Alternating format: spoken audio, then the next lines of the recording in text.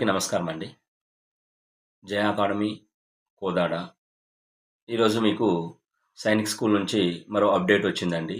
ఎవరైతే 2026 జనవరిలో 18న Sainik school exam రాశారో, తర్వాత జనవరి 22న మనకి రిజిస్ట్రేషన్, జనవరి 22 నుంచి ఫిబ్రవరి 28 వరకు రిజిస్ట్రేషన్ చేసుకోమని అప్పుడు మనకి సైనిక్ స్కూల్ సొసైటీ వాళ్ళు చెప్పారు.